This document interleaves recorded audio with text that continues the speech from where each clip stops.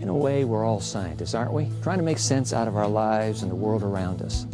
I mean, some things seem pretty clear, established facts that we can count on. But sometimes, have you noticed, it seems that we're standing on the very edge of the light, reaching one hand out into the dark unknown, feeling around for something, or is it someone? What's out there? Who's out there? Is God somewhere in that mysterious, unseen region, hiding just beyond our reach? I'm Dwight Nelson. Welcome to The Evidence, where we're about to step into the very heart of the debate over the existence of God. This is the crossroads of faith and science.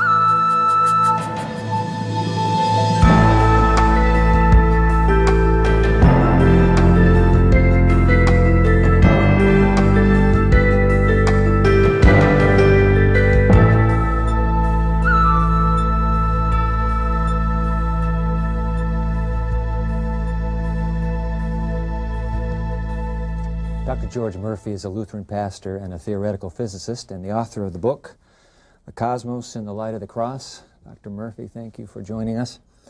I would think you would be perfect for this because you're a theologian and scientist. Perfect to answer the question, why can't science prove the existence of God? Well, I think the answer that I would give depends a great deal on what we mean by God. If God is fundamentally revealed in the cross and resurrection of Christ, then there's a basic sense in which God is hidden. Because in God's revelation in the cross, God is paradoxically hidden. The cross doesn't look anything like what we expect God to be. And if that's characteristic of the way God works, then we would expect God to be hidden from our natural observation in the world as well. But not revealed in nature itself? No, if I can use this nomenclature, no fingerprints of the divine? That depends on where we start. If we try to start in just a neutral, objective way as much as we can, without any religious presuppositions, then no, we don't see fingerprints. However, if we start from the belief that God is indeed revealed in the cross, that that's what tells us who God is and what kind of God He is, then we can look at the world in that light. That's why the title of my book. We can look at the world in that light and hope to discern the presence and activity of that God in the world. So if there's no cross story, as you've referred to it as, then there's no possible way to know God. There is, from a Christian standpoint, no. I mean, that is fundamentally where God, that's the core of where God is revealed. Then if God is not revealed, see if I have you have it straight here. If God is not revealed in nature, is the cross the only place that a human being can go to understand who this God is? Well, remember, I referred to the cross resurrection event. Okay. I mean, that is in turn part of the whole biblical story. I mean, really, the cross is the high point, the center of the whole revelatory work of God that we read about, that's witnessed to in Scripture. And so in that sense, that is what we mean by speaking about God's revelation. But then, as I said, if in light of that we look at the world, we can then see the signs of that God's presence and activity there. So it's not that God isn't active in the world at all, but just that we have to know what God we're looking for.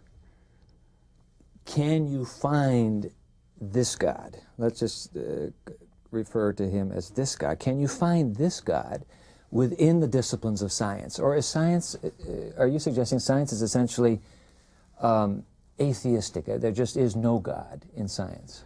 I think science by itself does not make any religious assumptions.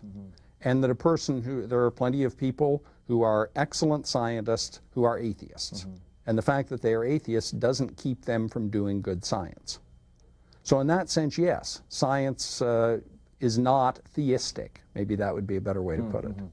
But obviously, you have found a congruence between science and theology in your own person, because you have blended the two disciplines. Yes. How do you live with that? Because I begin with the belief in the God who is revealed in Christ. And I understand my science in light of that. And I think many other scientists who are also Christians approach it in a similar way. Let me bring into our conversation here. You're a scientist, theologian. Let me bring a theologian and a philosopher in and pursue this issue of science and God. We're going to be back in just one moment. Stay right there.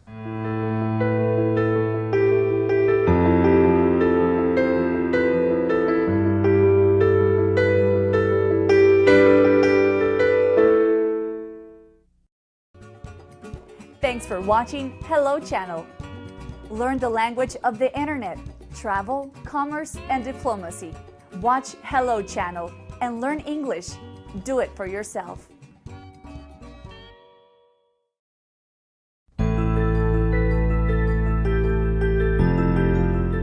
We're asking why science can't prove the existence of God. Joining us in our studio are Dr. Philip Clayton and Dr. Douglas Guyvet. Dr. Clayton is professor of theology at Claremont School of Theology, and he's author of numerous books, including God and Contemporary Science, which I have right here. And Dr. Guyvet is professor of philosophy at Biola University's Talbot School of Theology, and his literary credits include Evil and the Evidence for God. Gentlemen, welcome to you both. Joining George and me here at this table. We're talking science and God. Now, Doug, you just heard George a moment ago. God and science, not really. Do you concur? I don't concur with that. I do think that God, having created the universe, has left his fingerprints all over the place. In what ways? Well, let's start with the beginning. The origin of the universe is something that scientists have something to say about. They can tell us approximately how long ago it happened, and they have a good story to tell about how it happened, or at least how the beginning then resulted in the kind of universe we now have. What they can't explain, of course, is how the Big Bang, the big explosion that started this whole thing, occurred. What was the cause of that? That's beyond science, but science can bring us to that point, and in that sense provide us with evidence for the existence of God. Phil, George, theoretical physicist that he is, you're a philosopher. Evidence for God within the natural world. Yeah. I have to concur with George that science is not the sort of discipline that can go about demonstrating the existence of God or any other deity. And yet, Doug is right to speak about evidence. There is evidence in the natural order. We just have to find the sort of argument, the sort of way of putting the pieces together to let that evidence speak, to let it be most convincing. So I'm not a scientist, I'm not a philosopher, I'm not a theologian, okay? Let's just say I'm just walking down the street. In my journey through life, can I put my fingers on that evidence that you just spoke about, Phil? The evidence that you're going to find is going to be more of a personal nature, it's going to be more of a philosophical nature. So it's experiential, it's what I experience, not what I see or touch, But not just as in a laboratory. Right, but not just subjective evidence either. There's a way in which the whole world fits together, I think, more powerfully with the hypothesis of the existence of God than in the hypothesis that there is no intelligence behind the whole universe. It's just that the scientific equations aren't going to give you that.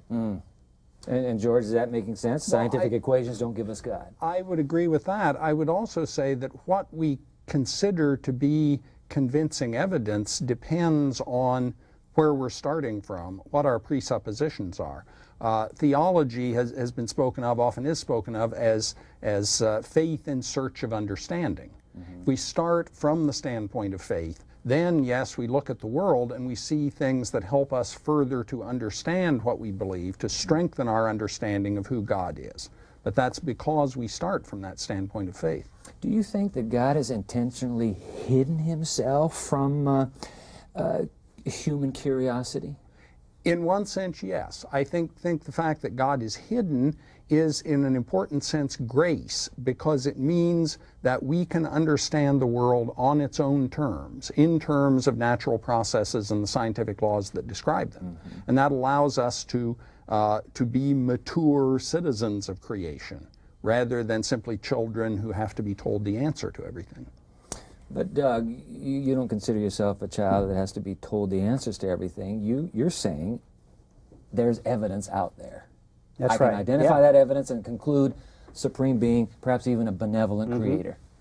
Yeah, well, what I think is that we as human beings are by nature evidence sensitive. We're highly sensitive to evidence. When we cross a busy street, even without thinking about whether our evidence supports the decision to cross, we are monitoring our environment and we are making decisions about the safety of crossing in a kind of subliminal way, aren't we?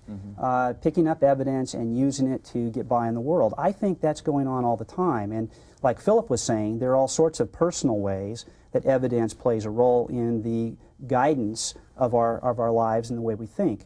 So we're picking up on all of these things. Now when we do theology, or what's sometimes called natural theology, we want to give an argument. We can take the same data that's available to us in our experience and then formulate an argument using that data. And George, you're not suggesting that there is no internal or existential personal experience that corroborates it? No, the presence of God. not say that. Yeah. No, but again, we simply don't come to God on the basis of our experience by ourselves. That our experience is, if we take the Christian claim seriously, that God is revealed in Christ, then that helps us to make sense of our experience of ourselves and of the world, and to see that in the light of our understanding as creatures of God.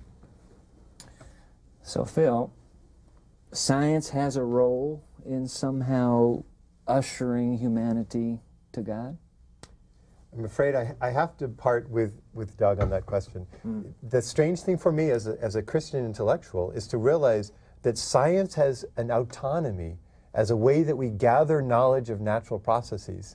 And though it shows us order, it shows us beauty, it shows us harmony, it doesn't show us the sorts of things that I hold as a person who believes in God. And it's strange that there's this limit there beyond which we simply cannot go until we make a move into a more philosophical or existential style of argument. Do you think that's an externally imposed limit, a divinely imposed limit, or is that just the way it is because of our finite thinking? You know, you have to wonder, if God had offered proofs of his existence in nature, how would that relationship of faith been possible? Isn't part of our humanness is that quest to understand what is the nature of this universe we live in? But here's the deal. Any number of scientists and other intellectuals will claim that the evidence that they deal with on a routine basis has provided them with reason to believe. Now, I think it's true that you need other evidence as well. It's not just scientific evidence, but philosophical data, the data of experience and so forth. And I think, too, that when we start thinking about God, we start small. We take a small amount of evidence, we consider what its implications are, and if we start in the right place, then we can build on that and move towards something like what George was talking about here, where we expect God to produce a revelation in order to address the questions that we all have living in this world as we do. I want to press that God-science interface a little bit harder when we come back in our next segment. Stay right there. We'll be back with our guests as we pursue this fascinating subject. Is there scientific evidence for the existence of God? Don't go away. We'll be right back.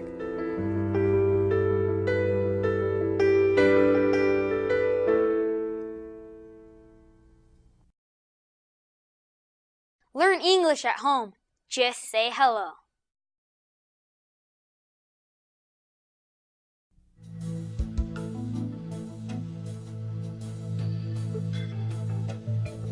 We've got Dr. Philip Clayton, Dr. Doug Guyvet, and Dr. George Murphy talking about God and science. I want to get back, Dr. Murphy, to, in fact, let me inject here. There is a fascinating paradigm today called the intelligent design movement. I'm assuming, George, that you're not real comfortable with that paradigm. That's right. Now, I think it's important to say that there are at least a couple of ways that we can understand the idea of intelligent design. One, in the very basic sense, is to say God is the creator of the universe. God, in some sense, has designed creation, and certainly I would agree with that.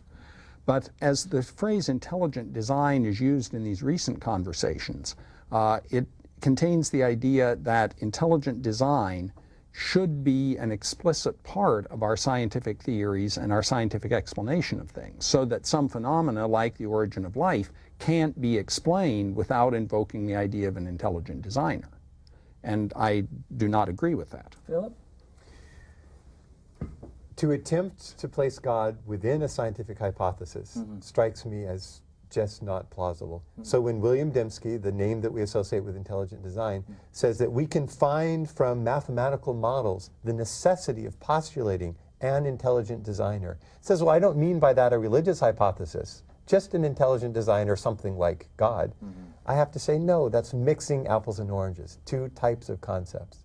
Now, if somebody said the kind of order we find in the universe philosophically is better explained by postulating God than to say there is no designer, and places his argument up at that philosophical level, I have to endorse it. I think it's a powerful sense of some type of orderer lying behind this universe when we look at it, but not a scientific argument. Doug, I gather from what you said just a moment ago that you would be comfortable with that paradigm. Yeah, I think that science there reaches a limit, and that's what Philip is saying, that there may be a limit to what science can explain if it's irreducible complexity or something else, the origin of the universe. And at that point, you might have a metaphysical or a philosophical explanation in terms of God. That's the way I think science contributes to the case for God's existence. Where I disagree with George is when he says that we should expect a fully naturalistic explanation for these cases of complexity and the sorts of things that drive the intelligent design movement. And I don't see anything like that in the offing or any reason to expect that scientists will develop theories that can explain those things without God.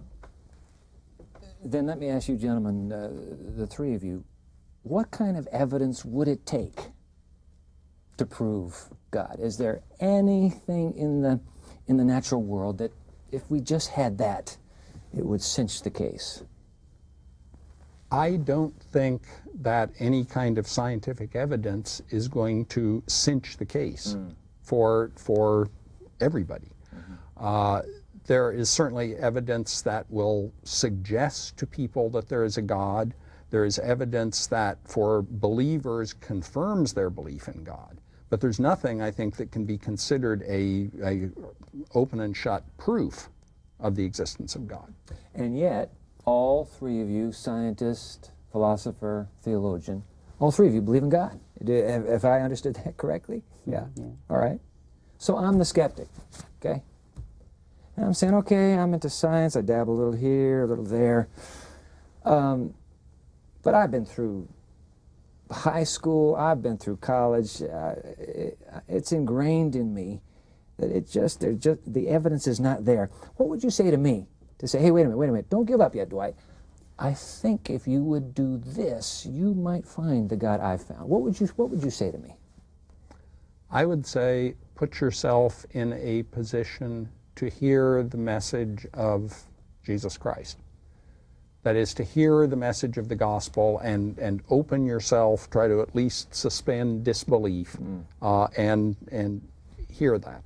Because I think the gospel has creative power to change people and to bring them to faith. And then in light of that faith, again, as we've said, one can look at the world and understand better what we mean to speak about God. Phil, what would you say to me? Whether you're comfortable using religious terms or not, you're on a quest for meaning. You're confronted with the various aspects of your life, the relationships that are good, the death that surrounds you. You know that someday you will die. And every human being has to answer for himself or herself, what is the purpose of it all? The only way to answer questions like that, it's not science, but is to raise these broader sorts of philosophical views.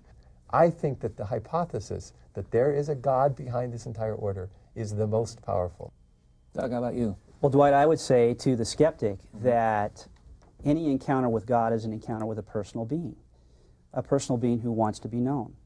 And because we're talking about a person discovering another person, the evidence can be very different for different people, and how they work through that evidence can be very different for different people. I would say, think first about why we have a universe in the first place. Science cannot explain that. Then, once we've got a designer who created the universe, We can make sense of the design features of the universe. And then ask this question: if such an intelligent, powerful being who presumably arranged the universe for our flourishing and our welfare really did do that, then why do we have the problems that we have in the universe? And I think that drives then the expectation that there's more to knowing about God than just this. And you look at the religious scene, and of course I think that the best evidence we've got historically to confirm what God is really like is the evidence of the resurrection of Jesus and even of the cross of Jesus Christ, as George was saying. 3 men on 3 faith journeys. Dr. Murphy, Dr. Clayton, Dr. Guyvet, thank you very much for being here and sharing your faith journey. We're all on a journey. This has been a challenging topic, the intersection of science and faith. I have a final comment I want to share with you in just a moment, so stay right there as we put a wrap to the evidence.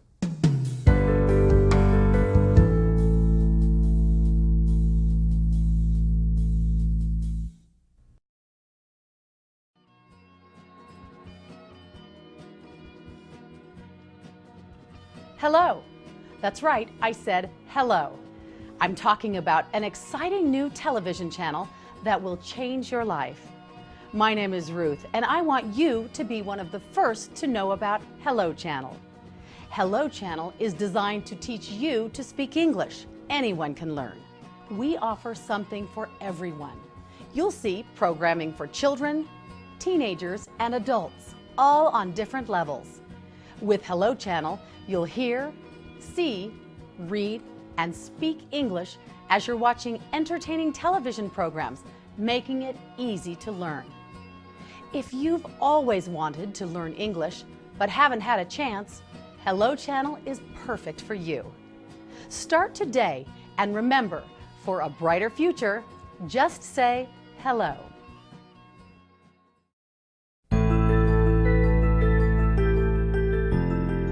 Ultimate questions about God's existence can never be resolved by laboratory experiments or deep space probes. To find answers, we have to look beyond the farthest limits of science, and that's an act of faith. According to the Bible, faith is the evidence of things not seen. This isn't blind faith, but faith with eyes wide open, faith that sees the truth illuminated by divine revelation. That revelation opens a way for you and me to experience an intimate connection with a personal God, the God who doesn't hide Himself from those who truly seek Him. I'm Dwight Nelson, and that's what I believe.